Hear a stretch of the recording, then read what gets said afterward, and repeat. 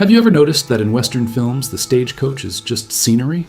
It shows up to be robbed, to bring the girl to the wrong town, to create the pretext for the shootout. Nobody ever shows what that journey was like for the people inside. The smell of 9 sweaty bodies in an enclosed compartment for 3 days without a bath. The dust that entered through every crack and stuck to everything. The violent swaying that made adults vomit within the first hours. The pre-dawn cold that froze fingers while the midday heat cooked the same passenger hours later. The real robberies, which were not the rehearsed spectacle of the films, but quick, brutal ambushes where the probability of getting out alive depended on how valuable you looked to the outlaw. The roads that weren't roads, the rivers crossed without bridges, the mountains that snow closed without warning. The Wild West stagecoach was the fastest way to move across the American continent in the second half of the 19th century. It was also, per mile traveled, one of the most physically destructive experiences a human being could voluntarily buy a ticket for. What follows is why you wouldn't make it to the destination. The stagecoach, nobody wanted to drive. The driver was one of the most dangerous jobs in the Wild West and one of the worst paid in proportion to the risk. Sitting on top of the coach without protection, exposed to sun, rain, and the shot of any outlaw at the roadside, he earned between $40 and $60 a month while carrying responsibility for passengers, cargo, federal mail, and frequently gold bars in the secret compartments under the seat. Wells Fargo hired drivers with one central requirement. They had to be sober enough to work, which excluded a large portion of available candidates. Black Hills Dick, legendary driver on the Deadwood route, completed more than 200 trips on the most dangerous route in the territory without losing a single bag. He died of pneumonia in a cheap hotel room in 1883. Not in an ambush. Pneumonia. The Wild West had a very specific sense of humor about how to eliminate its heroes. The seat that destroyed your spine in hours. The Concord stagecoach, manufactured in New Hampshire, was the standard model of the Wild West from 1847 onward. It weighed up to 4,000 pounds empty and was built to withstand roads that destroyed any other carriage. The interior seated 9 people on 3 benches, with knees literally pressed against the knees of the passenger in front. The middle bench had no backrest. Passengers balanced themselves for hours, gripping a leather strap hanging from the ceiling. The leather strap suspension rocked the body forward and backward in a motion that travelers described as a boat in rough seas. Intense nausea set in after the first hours. 3-day journeys left healthy adults with destroyed backs, chronic nausea, and bruises on their hips from constant contact with the hard wooden benches. That was the premium model, the most expensive available. The cheap model didn't even have suspension. The smell that didn't leave your clothes for days. 9 passengers in an enclosed compartment, a 2 to 4 day journey without a bath, without adequate ventilation, in the heat of the American summer. Historical documents about stagecoach travel are remarkably consistent on one thing. The smell was unbearable. Passengers who boarded clean described the interior odor as a mix of sweaty bodies, chewing tobacco, wet leather, and the dried vomit of some previous passenger that hadn't been fully cleaned. On long routes crossing Arizona or New Mexico in summer with external temperatures above 104 degrees, the inside of the stagecoach became like an oven. Leather-curtained windows needed to be closed against the dust, trapping heat and odor. Travelers of the era reported that the first thing they did upon arriving at a rest stop was run outside for fresh air, regardless of how tired they were. The second was to check if all their belongings were still in their pockets. They weren't always. The robbery. That was different from what the films showed. The stagecoach robbery in films is an organized spectacle. Masked riders galloping alongside the coach, dramatic shots, heroic confrontation. The real robbery was a static ambush. Outlaws chose the point of the road with limited visibility for the driver, usually a tight curve, a steep descent, or a narrow passage between rocks, and waited hidden. The driver saw nothing until armed men were 15 feet away, pointing rifles at his head. Wells Fargo's guidance for drivers was explicit: do not resist. The company preferred to lose cargo rather than employees and passengers, and paid special agents to recover what was stolen afterward. The armed guard sitting beside the driver, called the shotgun messenger, existed as a deterrent, not a combat force. When the ambush was well planned, the shotgun messenger was the first to be neutralized by a precision shot before any order was given. Resistance was statistically suicide, the dust that got into everything without stopping. Wild West roads were not paved. They were dirt trails that the traffic of wagons, horses, and cattle herds turned into the finest dust that rose with any wind and with any wheel that passed. A moving stagecoach raised a cloud of dust that enveloped the entire vehicle, entered through window cracks and gaps in the leather curtains, and covered passengers, baggage, and lungs in a uniform layer of sediment. Historical accounts from passengers describe arriving in destination cities with faces covered in dust so thick that features were unrecognizable. Chronic inhalation of fine plains, soil dust caused dust pneumonia, a pulmonary condition that today would be classified within chronic obstructive respiratory diseases. For passengers with tuberculosis, asthma, or any pre-existing respiratory condition, a 3-day stagecoach journey across the plains could be a sentence that accelerated the illness. Period doctors prescribed stagecoach travel to tubercular patients who needed dry air. The irony was complete. The rest stop. That rested nobody. The stopping stations on stagecoach routes, called stage stations, were the only relief available on a days-long journey. Relief was a generous word. The stations were adobe or wooden structures with a single dining room, a few beds, a well, and a stable for changing horses. The food offered at stops was invariably the same across the entire route. Boiled beans, salted pork, cornbread, and black coffee so strong that passengers described it as liquid that corroded the stomach. There was no choice. It was eat what was available or don't eat. The stop time was between 20 and 40 minutes, enough to change the horses and serve the meal, but rarely enough for passengers who needed a bathroom, real rest, or any form of personal hygiene to get what they needed. The station beds were shared on a first-come basis, without changing the bed linen, and were used in rotation by passengers from stagecoaches passing in both directions on the same route. The weather the stagecoach couldn't escape.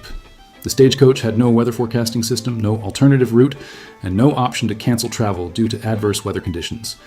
It departed on schedule and attempted to arrive. Whatever it found along the way was the drivers' and passengers' problem. Storms on the Great Plains arose within minutes and turned dirt roads into mud that swallowed wheels up to the axle. Lightning killed horses in open fields and left the stagecoach immobilized miles from any structure. In winter, blizzards on the Colorado and Wyoming routes buried roads under snow that reached the roof of the coach. Passengers trapped in a snow-immobilized stagecoach had the blankets available in the vehicle as their only protection against temperatures dropping to 22 degrees below 0 Fahrenheit. In Arizona and New Mexico summers, river crossings that seemed safe before rains in distant mountains turned into torrents within hours. Stagecoaches were swept away by flash floods with all occupants inside. It is documented. Travel insurance did not exist. The most prolific outlaw who never shot anyone. Black Bart is the most documented stagecoach robber in American history, and his story contradicts practically everything cinema taught about Wild West outlaws. Charles Bowles, his real name, robbed 28 Wells Fargo stagecoaches between 1875 and 1883 in California. Always alone, always on foot, never on horseback. He wore a flour sack hood with eye holes, a long overcoat, and by eyewitness accounts, carried a rifle that was never fired in any of the 28 robberies. He fled on foot into the woods after each robbery and returned to San Francisco, where he lived as a respected merchant. He left poems at crime scenes, signed as Black Bart, the P.O.8, an abbreviation of poet. He was captured in 1883 by a handkerchief with an identifiable laundry mark. He served 4 years in prison, was released on parole, and disappeared from history. Wells Fargo never recovered most of what he stole. The ticket that cost a fortune and delivered misery. Traveling by stagecoach in the Wild West was not cheap. A ticket from San Francisco to Los Angeles in 1865 cost $32, equivalent to approximately $1,000 today. A ticket from Abilene, Kansas to Denver, Colorado in 1870 cost between $25 and $40 depending on the route, the season, and the comfort level, which was a word used very liberally to describe what the stagecoach offered. The price included transportation and, at rest stops, a meal that cost extra if the passenger wanted anything beyond the basic. Excess baggage was charged by weight. The problem was that after paying the fare, the traveler arrived at the destination frequently sicker than when they left, with clothes destroyed by dust and wear, with whatever money remained consumed by meals at stops, and with the emotional experience of having spent 3 days in a space the size of a modern bathroom, with strangers who had never heard of hygiene. The guard who existed to die first. The shotgun messenger, the armed guard sitting beside the driver on top of the stagecoach, is an iconic figure of the Wild West. The reality of his job was darker than the icon suggests. The guard was the first visual target in any ambush, sitting on top without cover, with a visible shotgun that made his neutralization a priority for any outlaw wanting to ensure the robbery was completed without resistance. Wells Fargo paid its armed messengers between $75 and $100 per month, more than the driver, an implicit acknowledgement of the additional risk. The company kept meticulous records of robberies and confrontations, and those records show that guards were killed or wounded in a significantly higher proportion than drivers. James B. Hume, Wells Fargo's chief of detectives for decades, documented that between 1870 and 1884, the company lost more than $580,000 in robberies and had at least 8 employees killed in active service. The guards accounted for most of those deaths. The company that controlled everything and answered to nobody. Wells Fargo and Company was founded in 1852 in San Francisco by Henry Wells and William Fargo, and quickly became the most powerful transportation operation in the American Wild West. It didn't just carry passengers, it operated the express mail system connecting towns without federal postal service, transported gold from mines to mints, managed bank accounts for companies and individuals without access to established banks, and operated its own private detective network to recover whatever was stolen. In several Western territories, Wells Fargo's operational power exceeded that of the territorial government. The company had agents in every town of any size, a network of informants to identify outlaws, and de facto authority to arrest and deliver suspects to justice, authority that no federal law had formally granted, but that nobody with any sense questioned in practice. It was a state within a state, with a strongbox at the center and a shotgun pointed outward, the river with no bridge and no warning. Crossing rivers was one of the most dangerous moments of any stagecoach journey in the Wild West, and it happened repeatedly on any long-distance route. Most western rivers had no bridge. The stagecoach crossed at a ford, a shallow section identified by the driver from experience with the route, and the depth of the ford depended on rain in areas dozens of miles away that the driver had no way of monitoring. A ford that had 2 feet of depth the previous week could have 5 feet after mountain rains. Water at 5 feet of depth in the current of a western river swept horses, wheels, and passengers away with ease. Stagecoaches that overturned in moving rivers killed passengers by drowning before any rescue arrived. Experienced drivers tested the depth with a pole before crossing, but on routes with deadlines to meet, the 5-minute stop to test the ford was frequently sacrificed by pressure to arrive on time. The bag thief who didn't need a horse. Not every robbery on a stagecoach journey involved an armed ambush on the road. A significant portion of thefts happened inside the vehicle itself, carried out by fellow travelers. The stagecoach interior was dark when the curtains were closed against sun and dust, and the vehicle's constant swaying made it impossible to distinguish the bump of the road from the movement of someone else's hand in your pocket.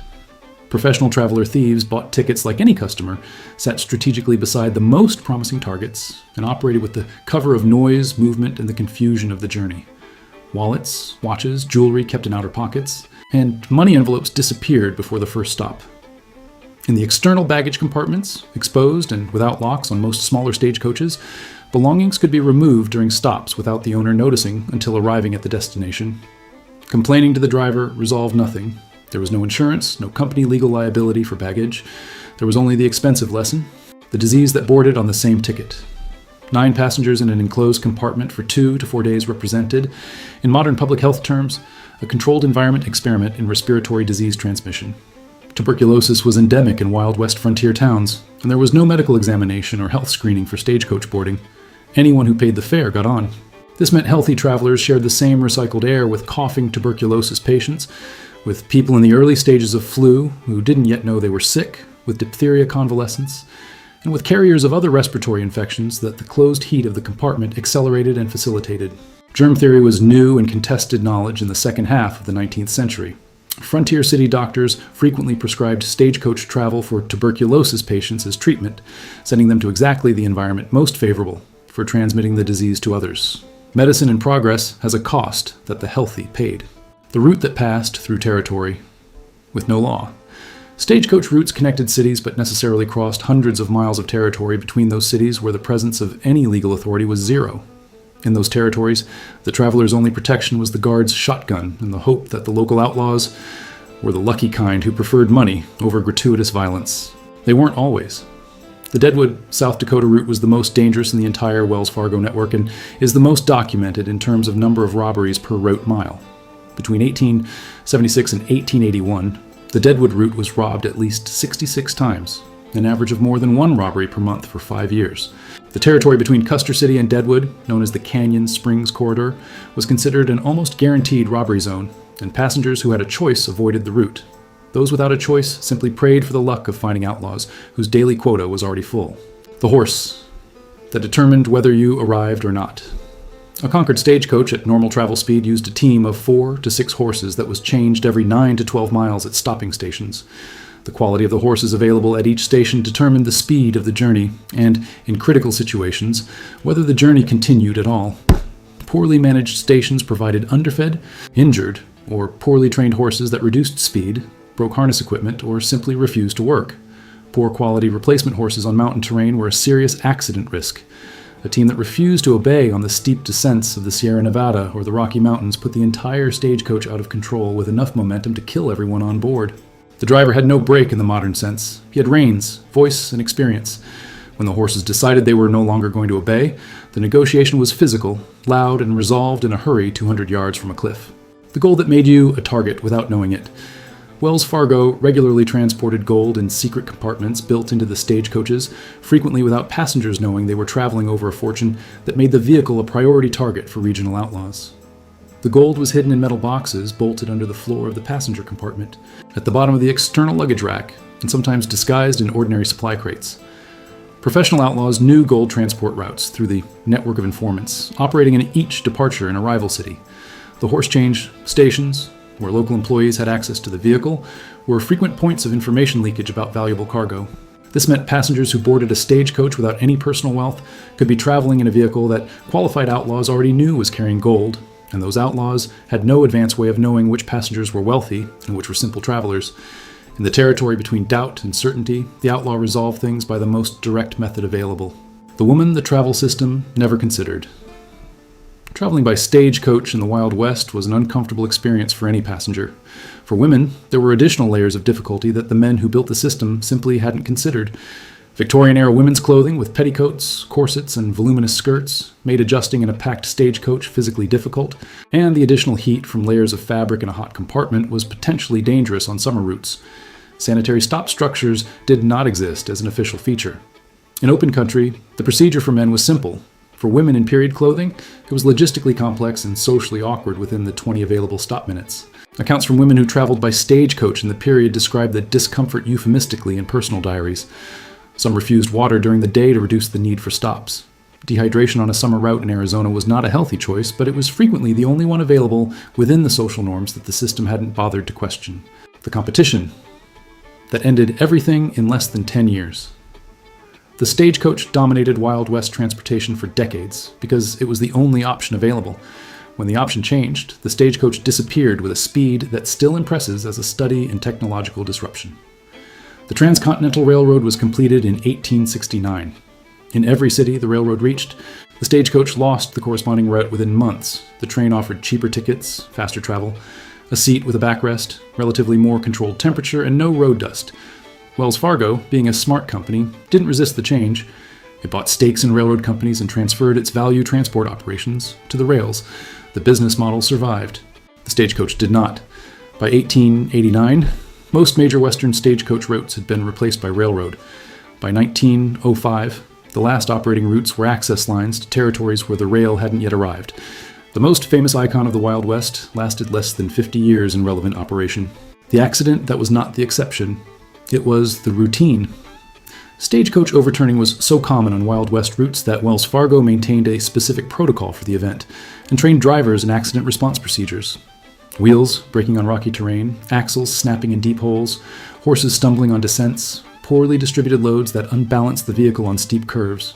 The overturning of a stagecoach at travel speed was a violent event that threw passengers against the internal compartment walls and, when the vehicle rolled, against the ceiling and floor alternately. Arm, rib, and collarbone fractures were typical overturn injuries. Cranial trauma without loss of consciousness was considered a minor injury. On mountain routes, overturning on a curve could involve the stagecoach falling down a slope for dozens of meters.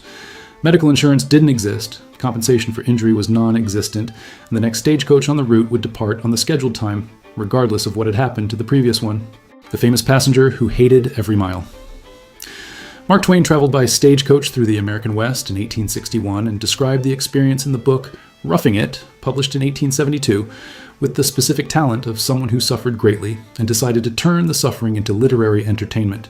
Twain described the stagecoach interior as a space where 9 passengers and their baggage created a mixture of humanity so compressed that distinguishing where one passenger ended and the next began was an exercise in advanced geometry.